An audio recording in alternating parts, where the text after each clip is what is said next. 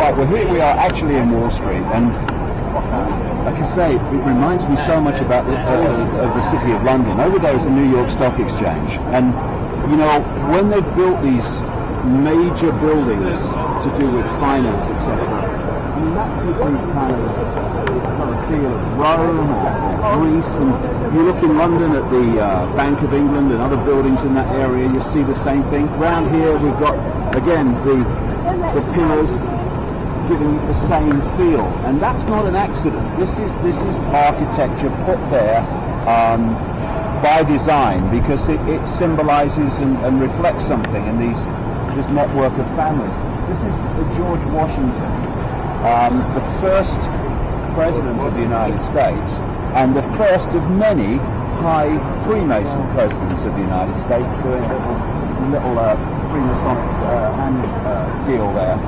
And here, Luke was telling me this is where the first Bill of Rights was signed, right? Yeah, first Bill of Rights was drafted. It was drafted. So this is the first congressional hall in United States history. This is where George Washington first took his oath, and then they had to move it later on to Washington D.C. But this was pretty much where the Bill of Rights were started.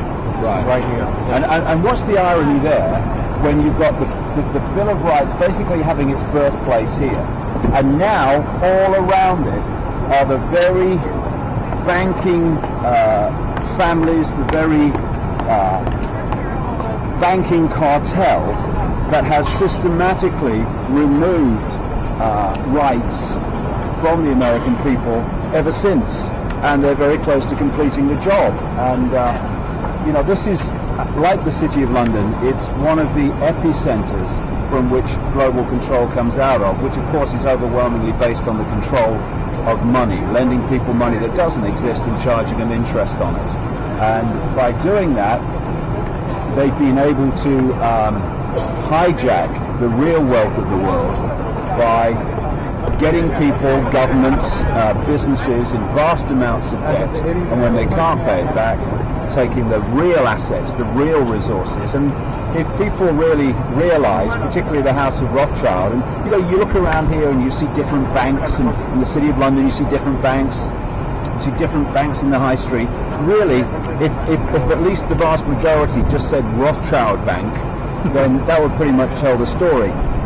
And what the Rothschilds have done by lending people or countries money to fight wars after engineering the wars to happen, and then when the different countries funded in the wars by the Rothschilds then you know, destroy each other's countries or whatever, the Rothschilds then lent more money to rebuild the country, and in this way they own countries.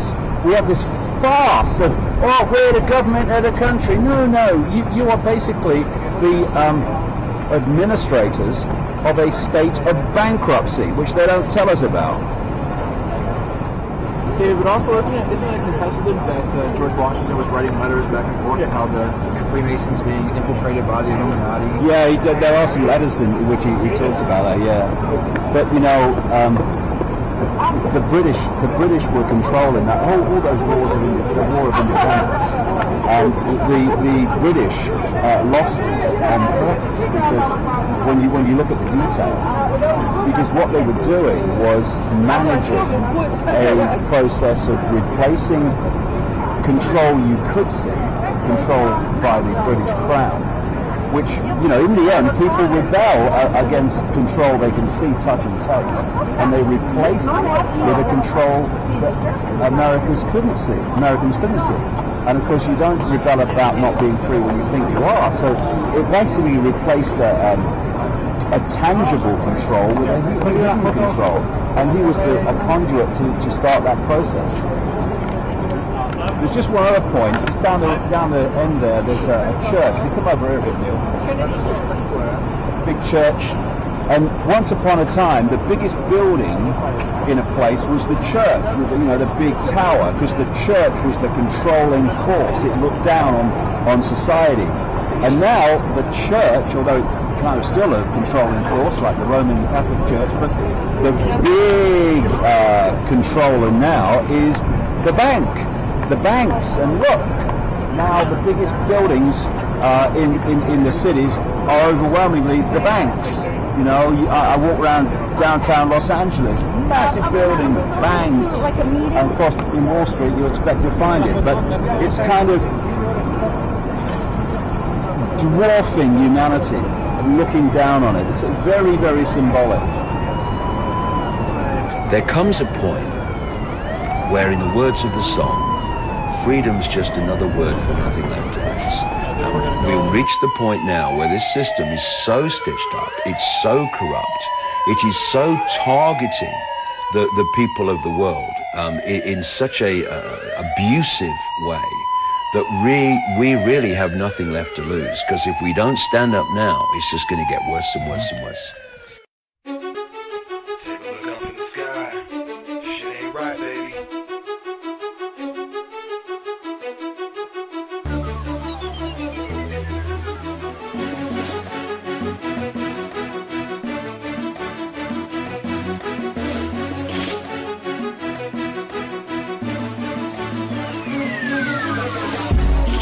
It's the end of days. I'm fighting off aliens and ducking gamma rays. Yeah, you'd have to see hillbillies in mountains with shotguns nowadays. Evolution has become introduced as a bionic solution. Overhead air raids, dispersing aluminum oxide agents nowadays. I'm a bionic clone that came down from heaven and went too far to hell. No, I don't know if I'll ever make amends with myself, I cannot tell. Seems my whole life has came to me in puzzle pieces, I know it well. The darkest clouds are yet to come, but they're moving our way. The darkest clouds are yet to come, but they're moving our way.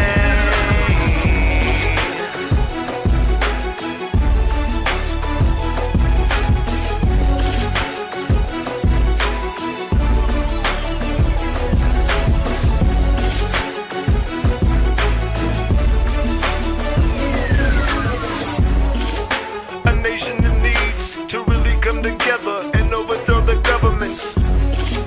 They think they're so clever, and what they do to you and me, they do it in the plain weather. But we can stand together, stand tall and just fight it all in all weather. Cause overall, I think we might have a chance at winning if we spend it all.